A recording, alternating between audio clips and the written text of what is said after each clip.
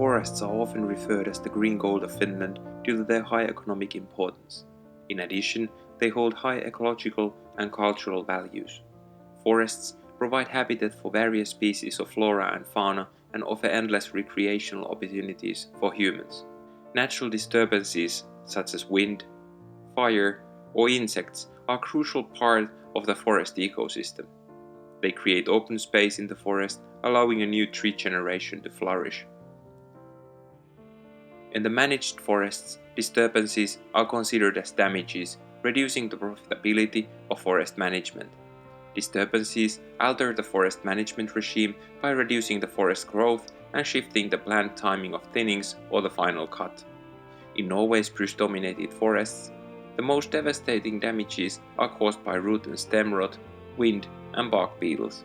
These disturbance agents reduce the quality of timber and cause mortality of trees. Financial losses can be up to hundreds of millions of euros a year. Root and stem rot are caused by fungal pathogen Heteropasidium annosum. It spreads to healthy forests with spores that are released from basidiocarps roughly from May to November. The spores need fresh wood to germinate, and fresh stump surfaces offer an ideal place for them to grow. Due to suitable weather conditions, summertime loggings are optimal for Heteropasidium spread. The fungus spreads from the stumps to living trees through the network of root connections and contacts. The spread from tree generation to the next makes the root rot a slow enemy for the trees and hard to control once it has entered the forest. The most important economic losses due to root and stem rot are revealed during loggings. The pathogen decays the inner parts of the stem in living trees, reducing the quality of timber. The most valuable parts of stem can only be used as low-quality pulpwood or bioenergy, instead of sawn wood or veneer. This leads to a reduction in the profitability of forest management.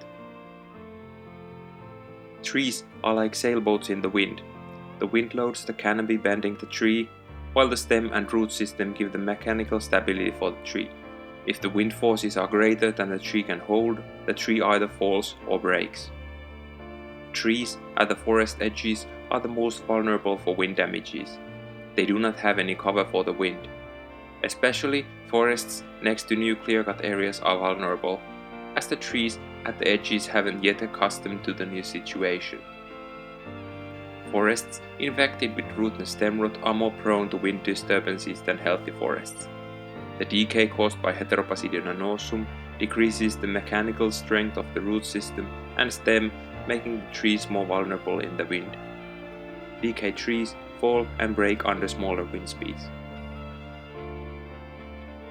European spruce bark beetle is the most devastating insect threatening the Norway spruce forests in Europe. These little insects attack trees and bore under the bark of spruce, using them for reproduction. Trees can resist these attacks to a certain limit with resin flow. However, the bark beetles can overcome the tree defense mechanism. The bark beetles attract each other by producing pheromones and then attack in so high numbers that they can overcome the tree defense mechanism. Bark beetle damages are often reported to follow large-scale wind disturbances. The weakened wind-thrown trees start to lose their resistance fast. Even a small number of bark beetles can overcome the tree resistance. The bark beetles benefit from the low resistance of the trees, especially when the overall bark beetle population is low. When the population in the area grows, the beetles can attack living trees with higher resistance and cause significant damages. The effects of these three disturbance agents are going to increase under the predicted climate change, as they all benefit from warmer climate. Norway spruce will also face major difficulties with predicted long dry seasons, making the trees more prone to other disturbances. Sustainable forest management can help us to adapt to the new conditions and to reduce the increasing risk of disturbances. Effective control methods, such as stump treatment against Heteropasidium spore infections, are also needed.